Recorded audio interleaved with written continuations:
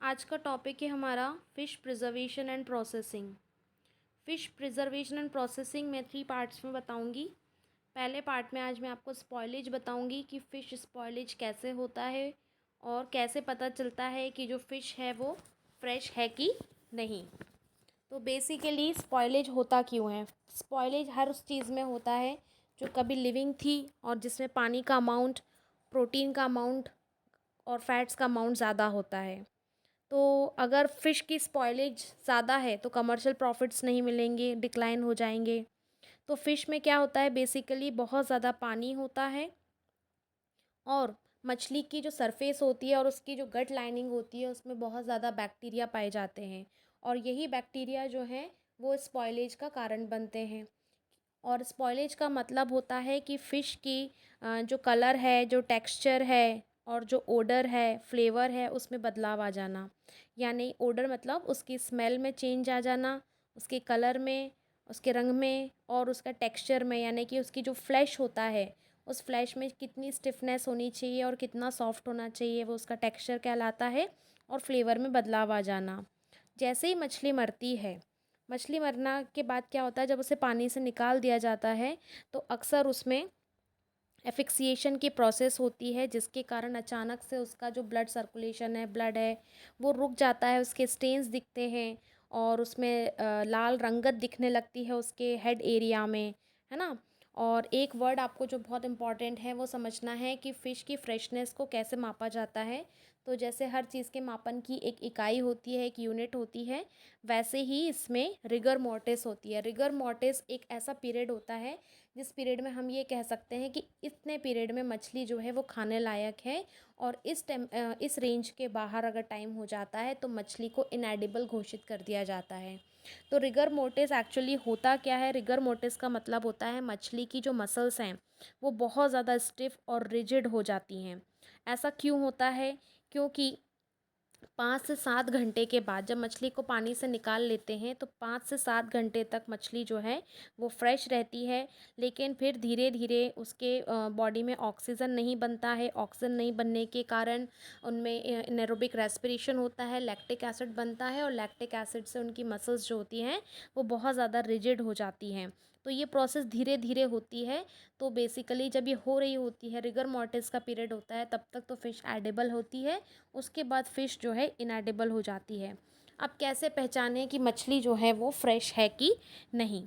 तो सबसे पहली चीज़ कि उसमें जो स्मेल आती है उसमें एक ही स्लाइमी स्मेल आनी चाहिए, यानी फ़िशी स्मेल आनी चाहिए, ना कि कोई सड़ी हुई चीज़ की स्मेल आनी चाहिए। दूसरी, उसकी आँखों को देखकर, उसकी आँखों में ट्रांसपेरेंसी दिखे, यानी कि उसकी आँखों में चमक दिखे। ग्लिसन्ड आइज़ होनी चाहिए, ना कि ओपेक हो। उसके बाद उसके गिल्स को देखना चाहिए। अगर उसके गिल्स में लाल रंग ब्राइट दिख रहा है, यानी उसका जो खून जमा है वो बिल्कुल लाल है, इसका मतलब है फ़िश जो है वो ताज़ी है। क्योंकि विद टाइम ये कलर ब्राउन होता जाता है और ब्लैक होता जाता है। इसके बाद फ़िश के फ्लैश को चेक करते हैं, उसको उठा के देखते हैं। अगर वो सॉफ्ट और रिजिड है, रिजिड मतलब फ्लैबी होना चाहिए, यानी फ़िश को अगर हम उठाएं तो बहुत ज़्यादा ना वो कड़क हो और ना बहुत ज़्यादा पिलपिली हो। ठीक है। इसके बाद आखिरी चीज़ है कि जब हम फ़िश को टच करें तो उस पर फिंगरप्रिंट्स ना रह जाएं। अगर उसमें फिंगरप्रिंट्स रह जाते हैं इसका मतलब है फ़िश जो है वो पुरानी हो गई है।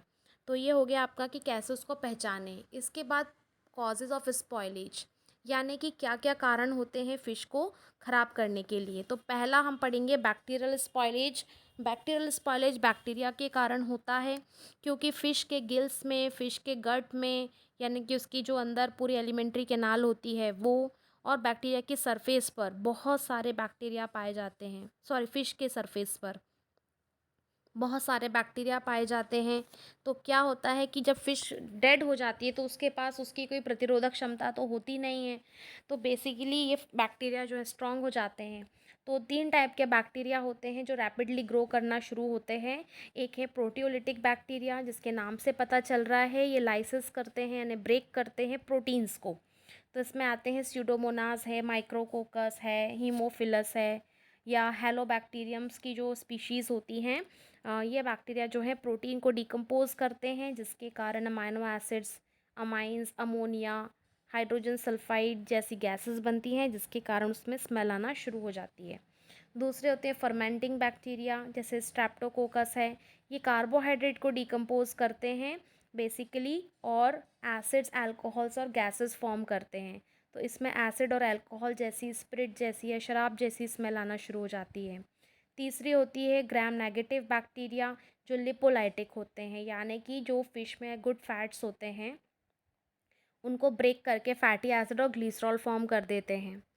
ये हो गया बैक्टीरियल स्पॉयलेज। फिर आते हैं हम एंजाइमेटिक स्पॉयलेज पे। एंजाइमेटिक स्पॉयलेज की अगर हम बात करें तो बेसिकली इसमें एंजाइम्स के कारण स्पॉयलेज हो रहा है। तो फिश जब उसको हम पानी से निकालते हैं तो थोड़े टाइम तक तो वो एक्टिव रहती है ना, जब वो लेकिन धीरे धीरे क्या होता है उसमें मसल्स में जो पीएच है वो गिरने लगता है, क्योंकि एटीपी पूरा यूज़ होने लगा है, लैक्टिक एसिड एक्यूमुलेट हो जाता है, और पीएच गिरने के कारण जब वो एसिडिक हो जाती है तो उसके लाइसोसोम्स रप्चर हो जाते हैं, जिसके कारण सारे एंजाइम्स बाहर रिलीज़ हो जाते हैं लाइसोसोम्स के, जैसे प्रोटीनेज है, लाइपेस है, हाइड्रोलेस है। तो ये क्या करते हैं, सारा प्रोटीन, कार्बोहाइड्रेट और फैट्स को पूरा ब्रेक करके अमोनिया और अमाइंस या हाइड्रोजन सल्फाइड, कार्बन डाइऑक्साइड जैसी गैसेस फॉर्म करते हैं, और जिसके कारण उसमें स्मेल आना शुरू हो जाती है। और ज़्यादा डिग्रेडेशन होता है और मछली पुरानी होती है तो उसमें और हिस्टामाइंस भी दिखते हैं, हिस्टामाइंस भी प्रोड्यूस हो जाते हैं। एंड हिस्टामाइंस जो होते हैं वो फ्लैश को कड़वा कर देते हैं या उसमें पंजेंट स्मेल आने लगती है। फिर इसके बाद इसी से रिलेटेड आपने देखा होगा ना, जो एक्सप्लोजन्स होते हैं, अगर कोई शार्क, बड़ी मछली है, शार्क आपने देखा होगा समुद्र के पास कई बार एक्सप्लोजन्स का कारण होती है। उसका कारण है कि मछली बड़ी है, उसकी स्किन भी मोटी होती है, तो अंदर जो ये गैसेस फॉर्म होती हैं उससे पूरा वो फट जाती हैं और बहुत बड़ा एक्सप्लोजन भी होता है। आखिरी अपना spoilage due to oxidation. Spoilage due to oxidation आपको पता है, इसको हम कहते हैं रैंसिडिटी। जैसे आपने पुराने चिप्स या तली हुई या घी की चीज़ें होती हैं तो उसका जब अपन कहते हैं ना साधारण भाषा में तेल उतर गया है, स्मेल आ रही है, तो उसको रैंसिडिटी कहा जाता है। तो कुछ ऐसी मछलियां हैं जिसमें बहुत अच्छे अमाउंट में गुड फैट पाया जाता है, जैसे रोहू है, कतला है, मैकरल्स है, सार्डीन्स हैं, कार्प्स हैं। तो इनमें जो फ़ैट होता है वो ब्रेक हो जाता है, और जैसे वो ऑक्सीजन की कम प्रेजेंस में उसमें उनका ऑक्सीडेशन हो जाता है और उसका टेस्ट चेंज हो जाता है।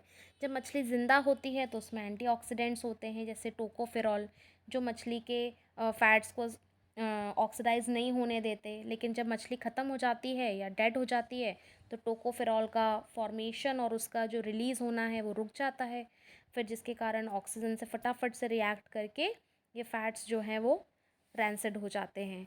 तो ये था अपना स्पॉयलेज। फिर सेकंड पार्ट में हम फिश प्रिजर्वेशन पढ़ेंगे। Thank you.